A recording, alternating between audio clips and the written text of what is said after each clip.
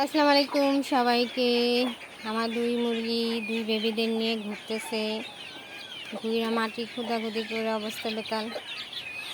এই যে আলহামদুলিল্লাহ সবাই ভালো আছে, সুস্থ আছে, এখনও কোনো কিছু হয়নি। আল্লাহ যেন নাও করায় সেটাই। তো এখন কিভাবে সুস্থ রইলো সেটাও আছে। সুস্থ তো আল্লাহরই দান, কিন্তু তার কিছু পরিচর্যা করা হয়েছে, তার জন্যই সুস্থ রয়েছে।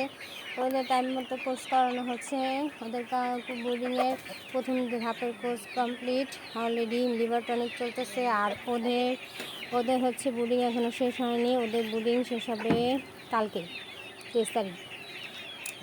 তো ওদের বোর্ডিং এখনও শেষ হয়নি। তারপর বোর্ডিং শেষ হওয়ার পর তারপর লিভার টনিক চলবে। তারপর ওদের আবার চলবে আমাশার ডোজ। তারপরে ওদের লিভার টনিকের পর আবার আমাশার ডোজ। এভাবেই ধাপে ধাপে ধাপে ধাপে মুরগিগুলোকে আমি মেডিসিন প্রয়োগ করে থাকি।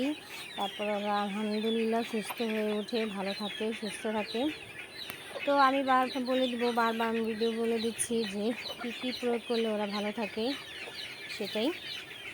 তো অবশ্যই আপনারা ভিডিও দেখলে বুঝতে পারবেন। ওর এখানে 7 পিস মুরগি আছে, ওর এখানে আছে 7 পিস না, এখন আছে 6 পিস, কারণ 1 পিস আমার মেয়ে নিয়েছে।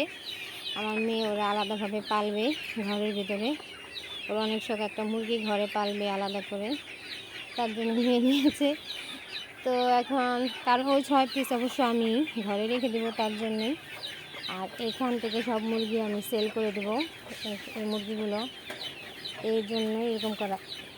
ওকে, খোদা হাফেজ।